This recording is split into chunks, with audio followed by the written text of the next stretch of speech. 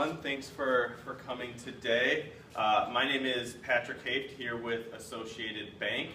This is my colleague Darlene Curtis. Darlene is one of our best bankers out of our Portage office here in town. My role with the bank is I work with businesses and organizations to provide financial education to their employees, as long as with some kind of upgraded banking perks that we also offer.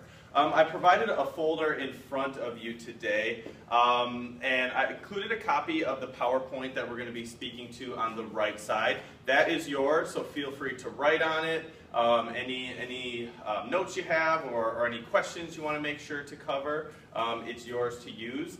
On the other side of the folder, I mentioned some banking perks there, and I have those bulleted out. The moral of the story is that if there's anything that we can do for you in your personal life or with you and your families, from checking, mortgage on up through investments, we're happy to be a resource for you. And if you do come in, just mention that you work at Divine Savior, and our bankers will know to apply all the benefits we have there. But the best part of my job is delivering financial education seminars.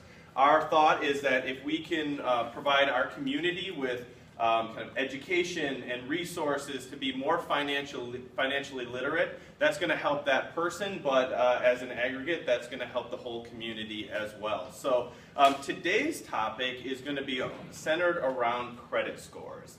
Going to move right into the presentation a little bit. So should go one more. So in just the interest of time, I'm going to skip here this number 2. But essentially what we're talking about is giving yourself a credit checkup. And what that does is we want to know if we're going to improve our credit behavior, where do we start? So let's move to the next slide. And so free access to credit report. If you turn on the TV today, you see Experian, Credit Karma, all sorts of credit reporting agencies, services, things like that. Even Discover Card, you see that they're providing a lot of credit support around their credit card, with the idea being that in order to improve your credit situation, knowing where you're at and what your credit profile looks like is the place that we have to start. So in 2003, the government started this service called annualcreditreport.com. Yes, question? If you are part of a corporation, you're not a personal entity, can you still check the credit score? Yes, we're talking about just your personal score. I don't have, that's under the Sisters of Divine Savior. Do you have a social security number? Yes. Okay, that is what it's derived off of. So I can check how I'm... Absolutely. Okay. Absolutely. So I'll kind of talk you through this a little bit. So annualcreditreport.com is an aggregate of our credit information that is pulled from the 3 major credit reporting agencies: Equifax, Experian, TransUnion. As consumers, we're entitled to 1 free report a year. Again, trying to provide the consumer with some transparency around what is on their credit report, but almost more importantly, how they're being viewed as a consumer or a customer. Are bills paid on time? Have there been late payments, paid in full? Because that will determine and will affect what our credit score is, and these tools give us the picture for what we look like. So with annualcreditreport.com, you'll go to it, you'll provide your name, social security number, and then within that, they will ask some qualifying questions. Maybe where you graduated from, where you have certain loans, some obscure addresses that you maybe had years ago, just to verify that you are indeed who you say you are. It's kind of another kind of identity theft layer of protection to validate who you are. And the great thing about this is it will list all your trade lines, every place where you have credit. And then within that, it color codes it. So if it's showing your MasterCard or a store card that you may have there, green means this customer has paid on time, paid in full, and it's going to be kind of a beneficial thing to your credit score. On there, if it's showing a trade line that, like for me, I had some student loans that I wasn't so great about paying on time in full. So started out as yellow and then bled towards red a little bit, which told me that this is really hurting my credit score, that this loan provider is kind of saying that I'm not living up to my end of the bargain, so to speak, and which has had a very detrimental effect to my credit score before I got that fixed. So this is really the starting point for where we are. It also doubles as a identity theft protection, so to speak, so that you can validate that everything that is listed in relation to my social security number are trade lines and lines of credit that I have applied for and have used in the past or are currently using. In some cases, when people go on here, they see lines of credit, accounts, credit cards, things like that that they have not opened.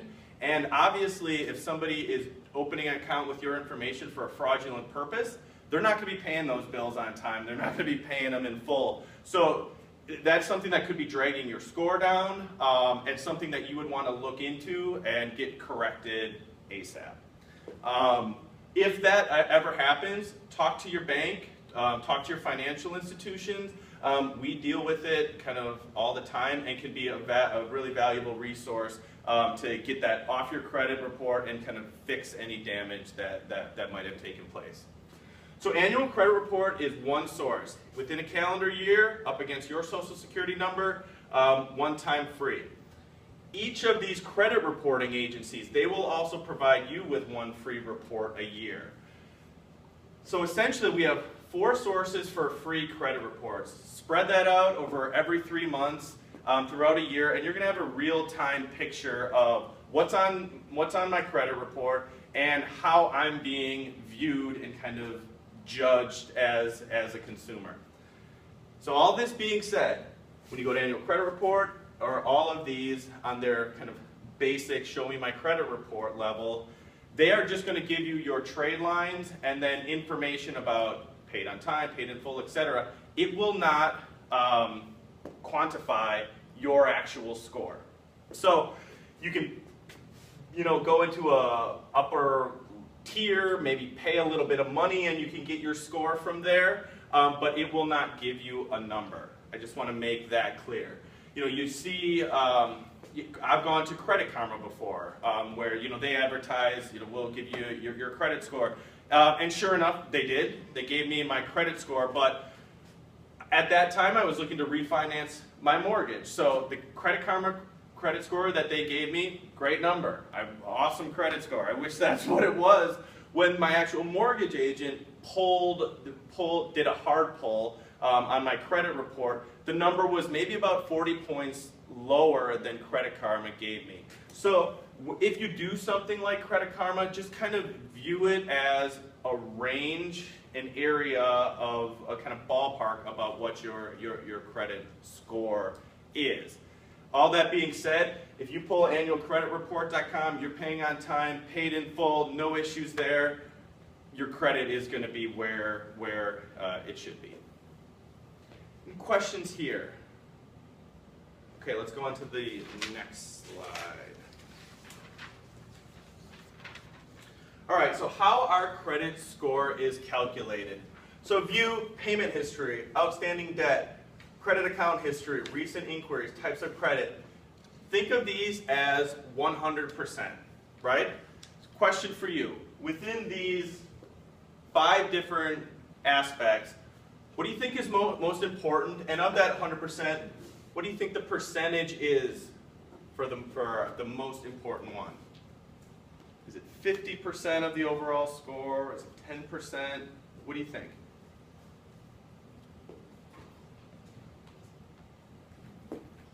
What do you think, Darlene? I'm going to say outstanding debt. Okay. Outstanding debt counts for 30% of our overall credit score. So, coincidentally or uncoincidentally, so these are listed in descending order of importance. Payment history, on-time payment boosts scores, missed payments hurt. 35% of our overall score is payment history.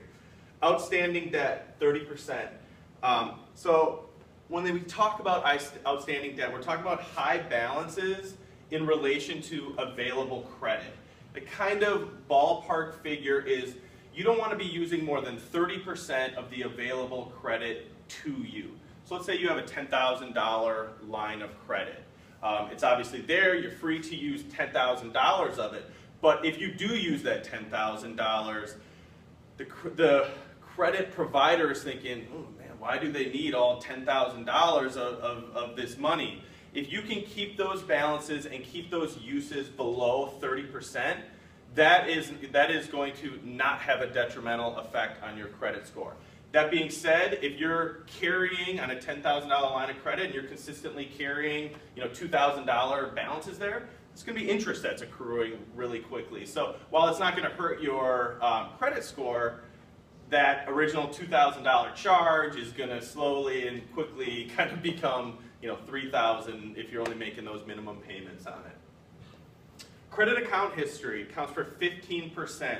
The trick of the trade here is don't ever close don't close credit cards, but in particular, don't close your oldest or longest standing cards. What we're trying to show is that as a consumer, I have had X amount of credit available to me that has been available for the last 20 years.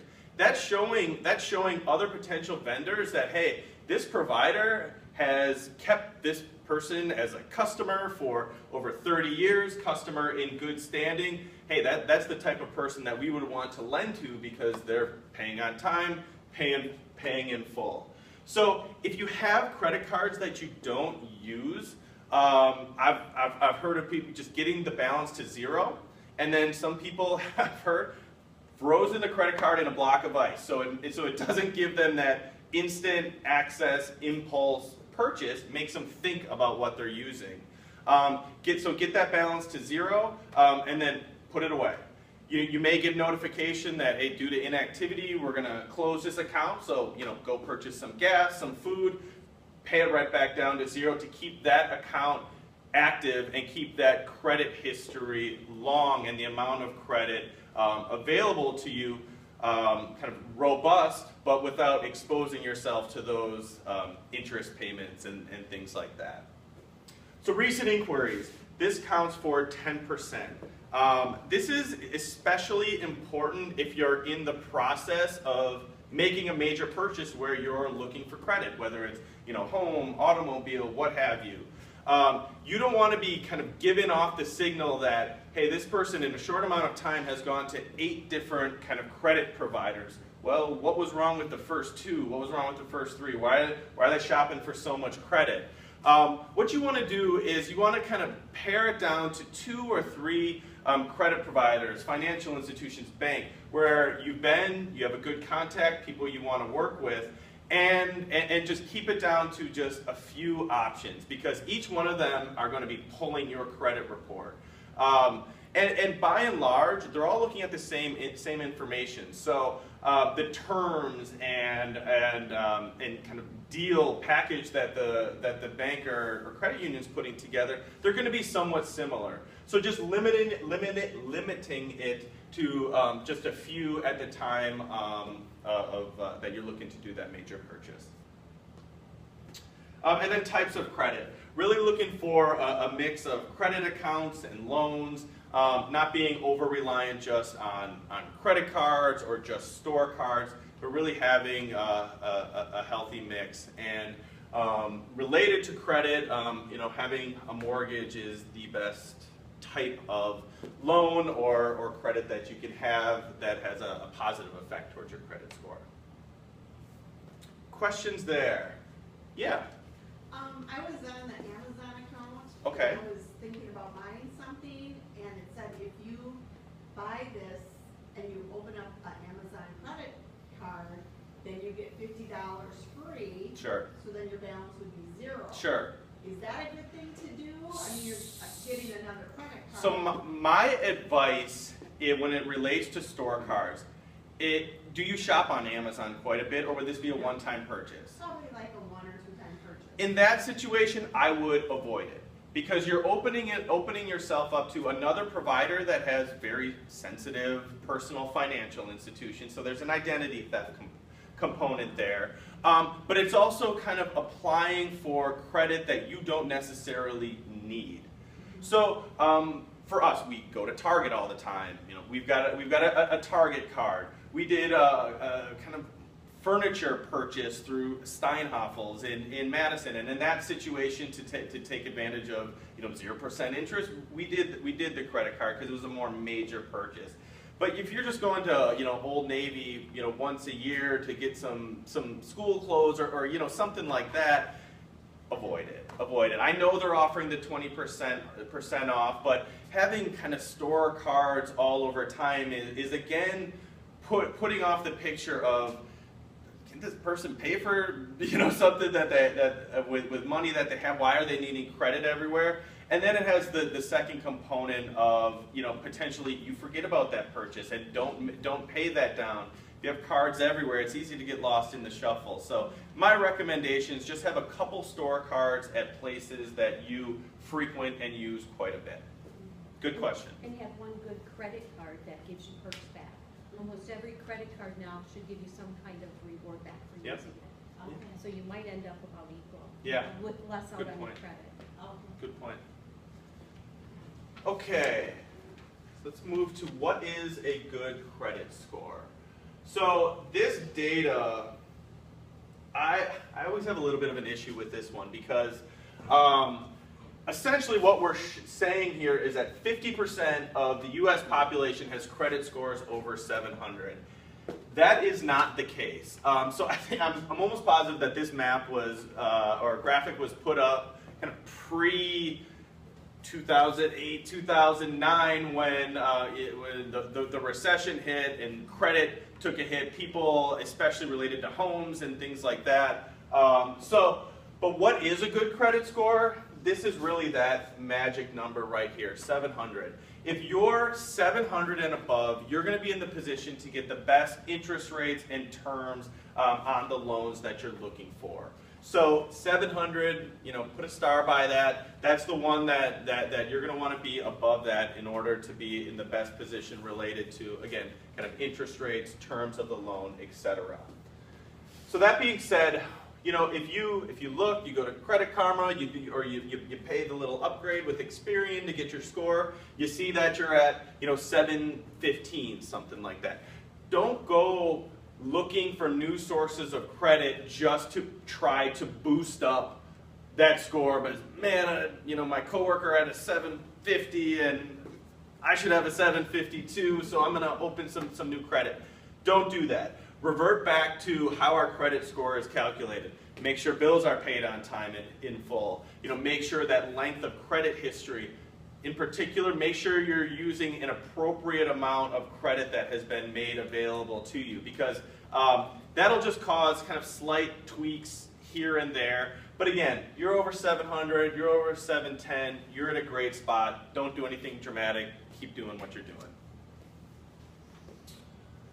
Let's go to the next one. So how to improve your credit score. I mean, and as you can see, these tie directly back to how our credit score is calculated.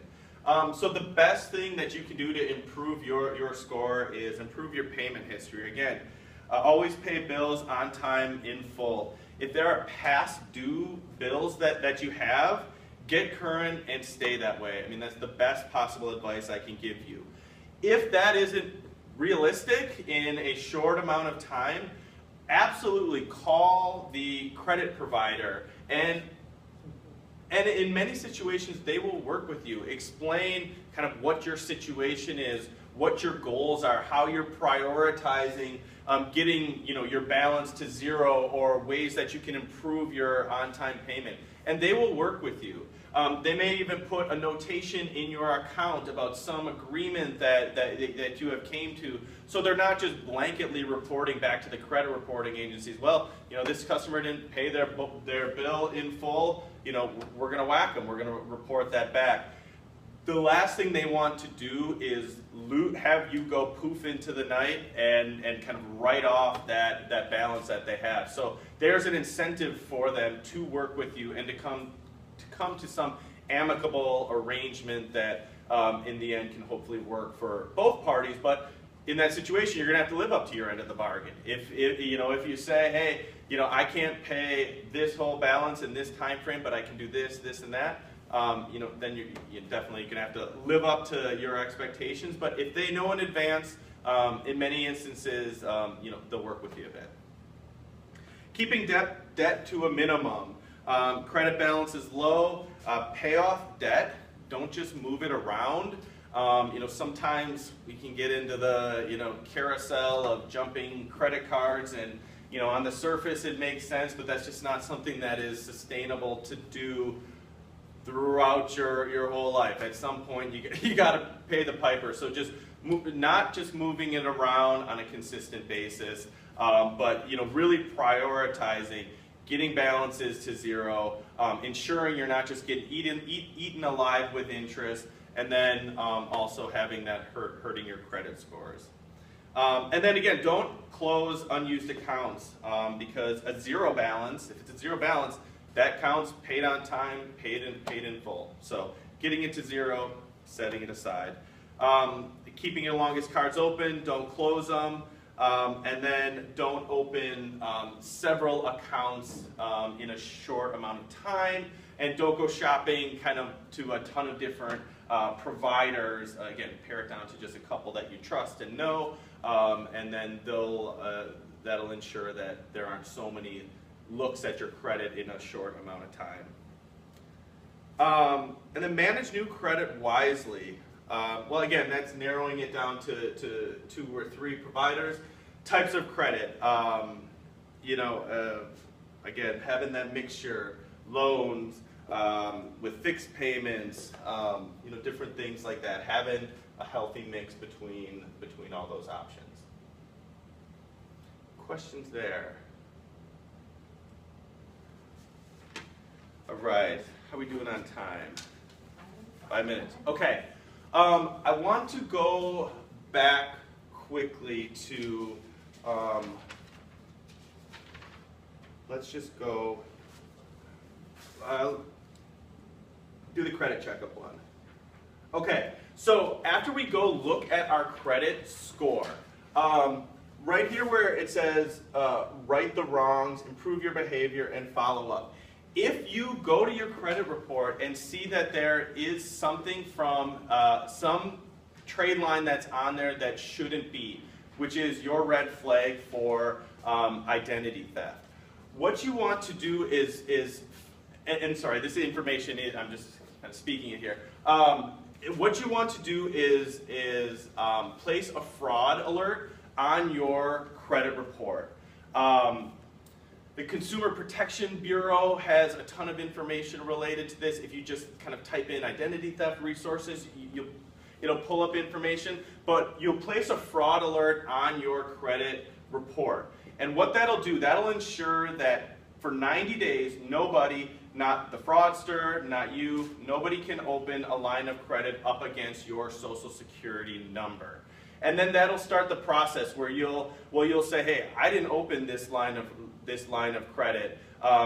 This was somebody other than me. They have 90 days to render a decision, and then either take that, ideally, whack that off, proven this wasn't me, this was fraudulent, get that taken off. But in your next kind of allotment of, remember we have kind of 4 sources of a credit report. Next time you check, verify that that has been off. And if it's not, follow up. I mean, we're thinking about huge bureaucratic agencies. It's on you as the consumer if there's something on there that shouldn't be, to ensure and see it through that it gets taken off. One last thing I'll say related to credit reports. If you're kind of not looking for a home, not needing credit, everything is kind of stable, you can freeze your credit report. It's essentially a quasi-permanent fraud freeze, like I just described there. You freeze your credit report, and if there's a nominal fee to freeze it. You just go to the credit reporting agent. You just contact Equifax and say, hey, I want to freeze my credit report. That will mean that once it's frozen, nobody, yourself, fraudster, nobody can open up lines of credit up against your Social Security number. So again, if you're not needing credit, you're stable. I always kind of think about my grandmother. You know, she doesn't need to be applying for new things. She doesn't need a car. She doesn't need a home. This is just a level of protection that, again, will ensure your Social Security number is protected because that credit report is frozen. And again, there's a fee to freeze it, a fee to unfreeze it. You know, $30 a pop, something like that. But again, during that time, nobody can open up, you know, fraudulent lines of credit up against your Social Security number. So what you do is, you know, contact Equifax. It's something you can do online. That's something you can do over the phone. They're going to ask some qualifying questions to ensure that you are who you say you are. But that's a good idea and provides a level of security from identity theft and it'll ensure that your credit score, you know, profile is staying the same by not adding new credit to it, assuming that you keep the right behaviors that we touched on earlier. So, thanks for coming, everybody, today. Again, if there's any kind of follow-up questions you have or anything like that, you know, we right here in town and happy to help out in any way that we can. So be sure to let us know. Thank you. Yeah, thanks for Thank you coming. very much.